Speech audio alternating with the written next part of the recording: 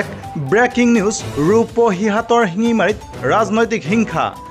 দুৰ্বৃত্তই ভাঙি লণ্ড ভণ্ড কৰিলে এজেপিৰ নেত্ৰী আঞ্জুমা বেগমৰ বাহন দুৰ্বৃত্তৰ আক্ৰমণত আহত হৈছে দুগৰাকীকৈ মহিলা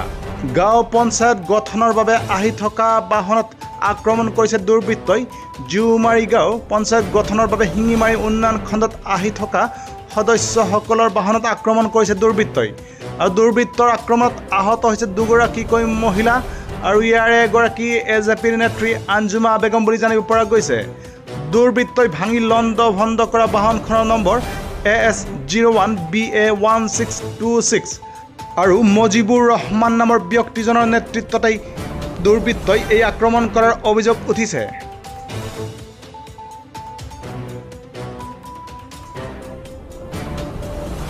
আমাৰ এজিপিৰ আপোনাৰ প্ৰেচিডেণ্ট হ'বৰ কাৰণে আমি 6টা মেম্বাৰ লৈ পেলাই আহি আছিলোঁ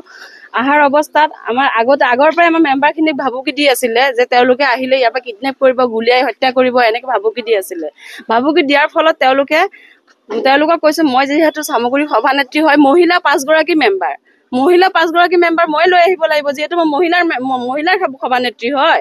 আৰু মই লৈ আহি থকাৰ অৱস্থাত মানে ৰূপহীত তেওঁলোকে আপোনাৰ অৰুণাৰ পৰা তেওঁলোকে ৰূপহীলৈকে তেওঁলোকে হেৰি কৰিছে পিছত আমি ৰাস্তা চেঞ্জ কৰি পেলাই আমি সামগ্ৰী হৈ আমি ঘূৰি পেলাই আপোনাৰ অহাৰ লগে লগে বিজেপিৰ অফিচৰ সন্মুখত মজিবুৰৰ গুণ্ডা বাহিনী গোটেইখিনি ল'ৰাকে মই চিনি পাওঁ যিহেতু আজি 20 বছৰ ধৰি অসম গণ পৰিষদ দলৰ পৰা মই ইয়াতে ৰাজনীতি কৰি আছোঁ মই 3বাৰকৈ জিলা পৰিষদ ইয়াত খেলিছোঁ মই প্ৰত্যেকজন মানুহকে মই চিনি পাওঁ চিনাক্তমুখী হয় তেওঁলোক আজি আমাৰ এজিপিৰ প্ৰেচিডেণ্টবিলাক হৈ আছে প্ৰত্যেকটো জিপিতে সামগ্ৰীত আপোনাৰ 7-8টা অলৰেডি প্ৰেচিডেণ্ট হৈ গ'ল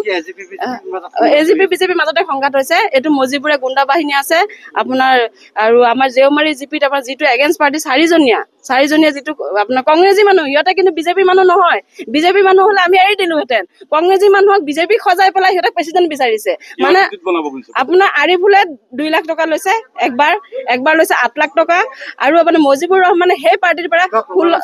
প্ৰমাণ আপোনাক কেনেকৈ দিম এইবিলাক শুনা পাইছোঁ না এইটো পাৰ্টিৰ পৰা ধমকি দিছে এইটো পাৰ্টিক কৈছে যে আপোনালোকে যদি 20 লাখ টকা দিয়ে তেতিয়া আপোনালোকক প্ৰেচিডেণ্ট বনাই দিম মানে ইয়াত টকাৰ হেৰি আছে ইয়াত কিহৰ কাৰণে টকাৰ লেনদেন হয় আৰু ৰাইজে এইটো আপোনাৰ মজিবুৰ ৰহমানে আপোনাৰ কৰে টকা আৰিফুলে 8 লাখ টকা লৈছে আৰিফুল আপোনাৰ মণ্ডল প্ৰেচিডেণ্ট সামগ্ৰী সমষ্টিৰ ইয়াতে দীপলু ৰঞ্জন শৰ্মাৰ হাত আছে যিহেতু দীপলু ৰঞ্জন শৰ্মাই জানে আমাৰ ইয়াত 16 মহীয়া MLA তেওঁলোকে আৰু তেওঁ আৰু নেক্সট টাইম ইয়াত নেখেলাৰ কাৰণে তেওঁ গুণ্ডা বাহিনীত ইয়াত কালেকশ্যন কৰি আছে ইয়াত কালেকশ্যন কৰি পেলাই ইয়াত আপোনাৰ আমাৰ যিখিনি অসম গণ পৰিষদ দলৰ মানুহখিনিক আপোনাৰ হস্তক্ষেপ কৰি আছে আপোনাৰ অসম গণ পৰিষদ দলৰ মানুহখিনিক আপোনাৰ জোৰ জবৰদস্তি গুণ্ডা বাহিনী দি পেলাই আপোনাক মাৰপিট কৰাই আছে গাড়ী ঘোঁৰা ভাঙি আছে এই চাওক মোৰ ছোৱালীজনীৰ অৱস্থা কি কৰিছে আইফোনটো লৈ গ'ল এইটো মোৰ মোবাইলটো ভাঙিলে মোৰ মিষ্টাৰৰ ক'লৈ গ'ল আমাৰ এখেত মোৰ মিষ্টাৰ গাড়ী মোৰ গাড়ী ভাঙিছে হয় না মোৰ খালী আছিলো আমি 3জনে আছিলো মই মাক জীয়েক বাপেক আমি 3জনে আছিলো কোনো নাছিলে মোৰ মই অকলে আছিলো পূৰ্ব ৰাখেছ মানে কি আমাৰ এজিপিৰ মেম্বাৰ সিহঁতে হ'ব নিদিয়ে ৱাৰ্ড মেম্বাৰৰ গাড়ী পিছত আছিলে মোৰ গাড়ী আগত আছিলে মোকে কৰিছে সিহঁতে গাড়ী চেঞ্জ কৰি বেলেগ ৰাস্তা দি সোমাই গ'ল অকলে মোৰ গাড়ীতে কৰিলে আহত 3জন হৈছো 3জন হৈছো গাড়ী আমাৰ এখন ভাঙিছে দুৰ্বৃত্ত আপোনাৰ কমেও 25 জন মান আছিলে গোটেইখিনি মজিবুৰৰ গুণ্ডা বাহিনী বুলি মই চিনাক্ত কৰিছো গামোচা পিন্ধি আছে কোনটো পঞ্চায়ত আপুনি গঠন কৰিব বিচাৰিছে জিউমাৰী পঞ্চায়ত গঠন কৰিব বিচাৰিছো পাৰ্টিৰ সমৰ্থন আমাৰ অসম গণ পৰিষদৰ সমৰ্থন আৰু অসম গণ পৰিষদৰ হয় তেওঁলোক আৰু অসম গণ পৰিষদৰ ছাপৰ্টতে তেওঁলোক অসম গণ পৰিষদৰ মেম্বাৰ হৈছে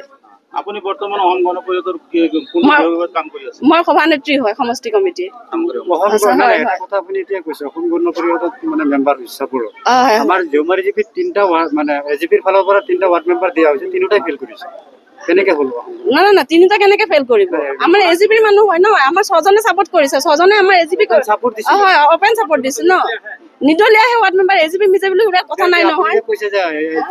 এজিপি সাপোৰ্ট না তেওঁলোকে এজিপি নেতৃত্বত পঞ্চায়ত গঠন কৰিব তেওঁলোকে ঠিক আছে আৰু প্ৰশাসনক এটাই আহ্বান জনাম এইটো আপোনাৰ তেওঁলোকে